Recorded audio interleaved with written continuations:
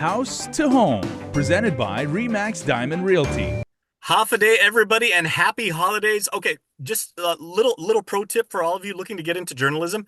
Trying to get like an interview on the week of Thanksgiving is a little bit challenging, but I'm glad that my two BFFs when it comes to real estate, Liz and Gina from Remax Diamond Realty, very graciously gave me some of their time because we are always talking about real estate. So happy Thanksgiving to both of your families, ladies.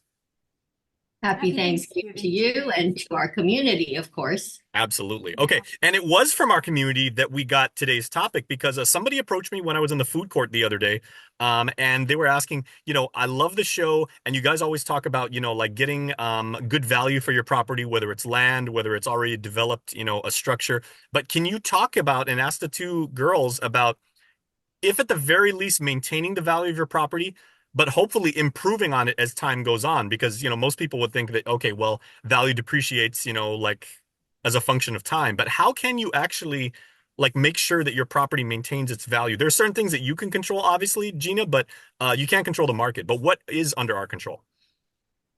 Well, there's a couple of things to note about the market itself. We took a class recently that was sponsored by Security Title, and in that class, the teacher had mentioned that the presenter had mentioned that real estate over time always seems to appreciate unless our market like completely crashes. Real estate today and next year and the year after, it goes up in value regardless, because that's just the market. It's demonstrated that that's what happens. So that's something to note. But what can everyday folks just do to maintain that to make sure that the value goes up? Well, simple water blasting your house and keeping it up that way. I mean, it starts with the little things, right? You always think big, but honestly, it starts with the little things. I promote the idea that water blasting every 6 months to a year really maintains your value.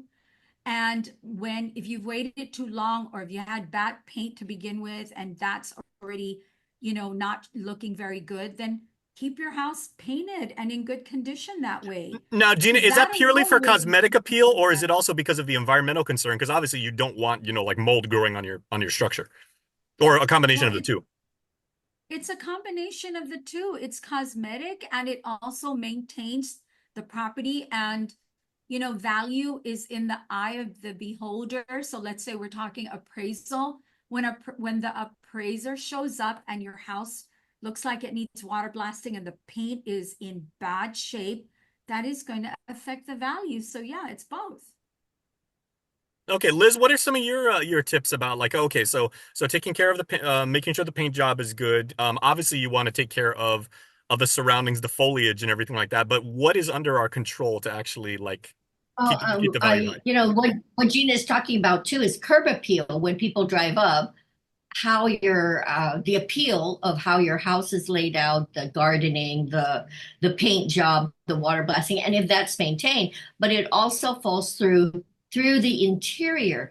Now, Gina and I have made inspections on older homes, but we were so surprised on the meticulous maintenance. These homes were like built in the 70s, but the folks who owned it maintained it properly. They cleaned it, they maintained the paint on the interior. Even the kitchen, sometimes we're just like, wow, this is 70s kitchen, but it was, even appraisers have commented, the house is well maintained. So interior maintenance is just as important. As Gina put it, the paint job, cleaning, decluttering. If your intent is to sell it eventually, you want to make sure that the interior flows well. So that's one factor, maintenance and cleaning. The other factor would be if you extended your home. Let's say you had a 3 bedroom and then you had an additional space in the carport and you extended it. Once you enclose that, it also adds value. If you added a bedroom or you added a bathroom, that also adds value to your property. But if let's say you are not in a position to pay for renovations, just maintain the property. Your regular, as Gina puts it, your regular cleaning, your regular paint job, those are very important. in maintaining your values. Okay, and now, like I was saying, there are certain things that are way beyond our control as consumers, as buyers or sellers. We can't do anything about the interest rate, at least not directly, and you can't do anything about inflation.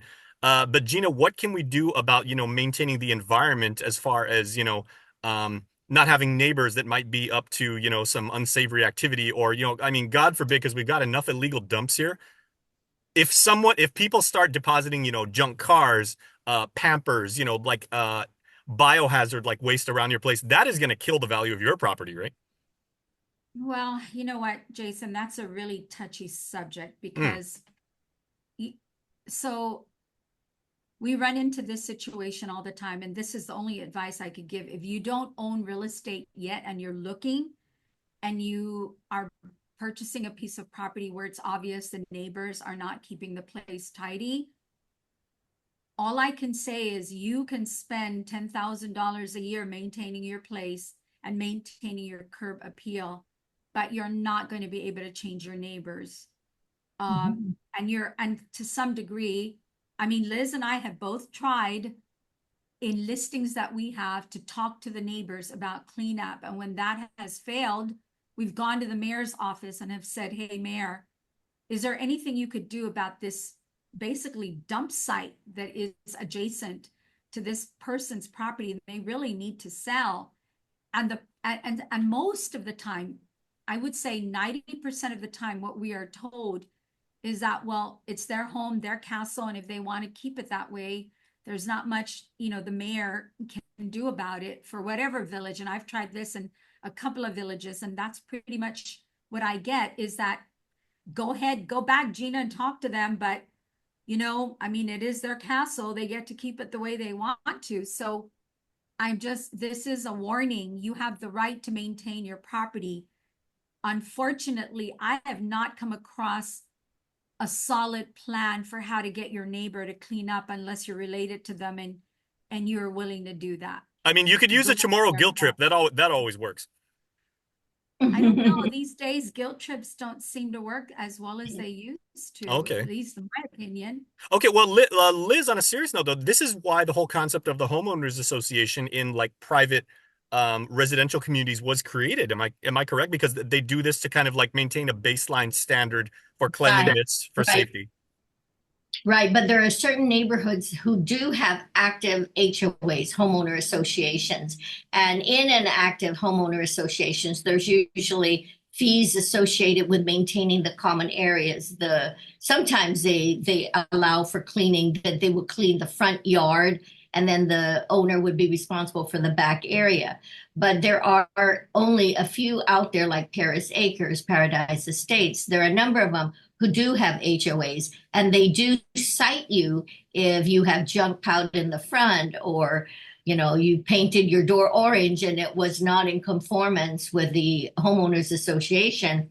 But most of the neighborhoods out there do not have HOAs. So as a result, as Gina put it, there's no control. So, it's key too when you're looking to buy property to look at the neighborhood, because that is important in terms of the value of your property. Would it improve or would it decrease or hamper your ability to sell it? I've had clients, there's one piece that I'm listing right now, and the owner is cleaning up the neighborhood. He's actually spending his money to remove tires. I drove up there a couple weeks ago and I could barely find it because they had all these mounds of trash. That's terrible.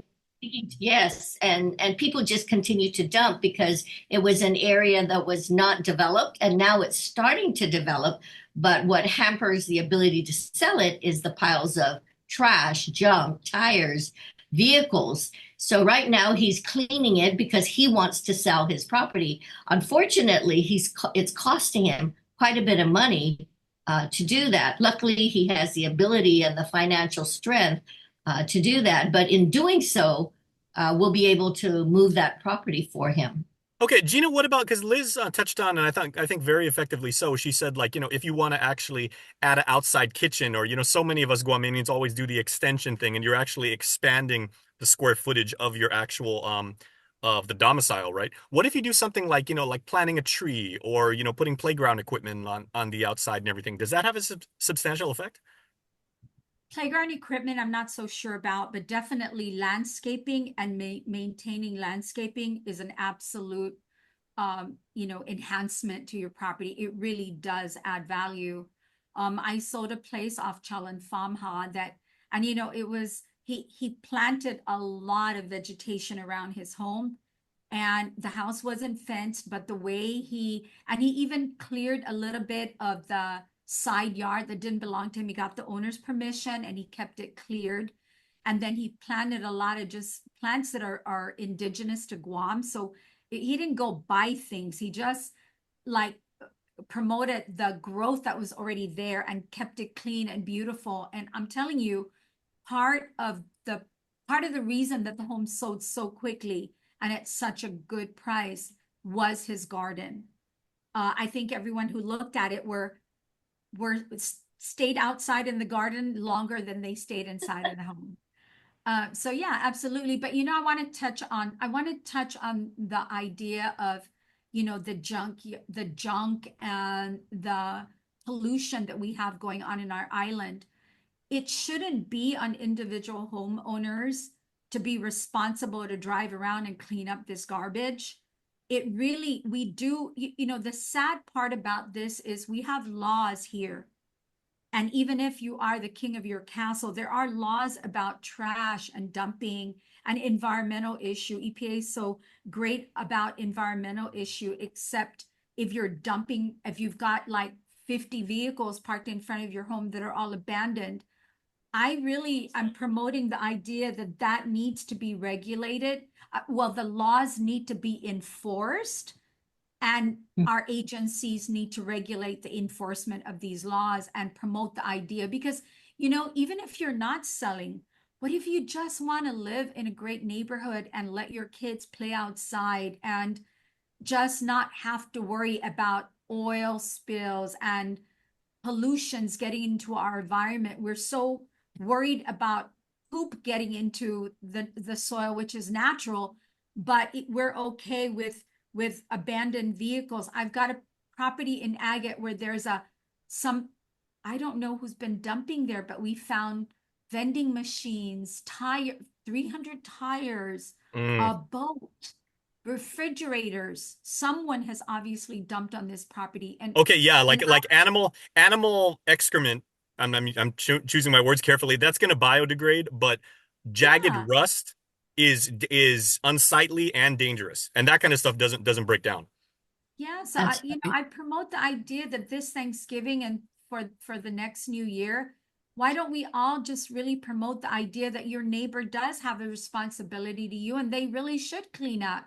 And let's be good neighbors and encourage them to do that. And then if that doesn't work, let's encourage our mayor's office to enforce these regulations that have been on the books for a long time so we could have really nice neighborhoods. Absolutely. Okay, Liz, I want to finish with a little thing I found because I'm trying to increase the value of my property, right?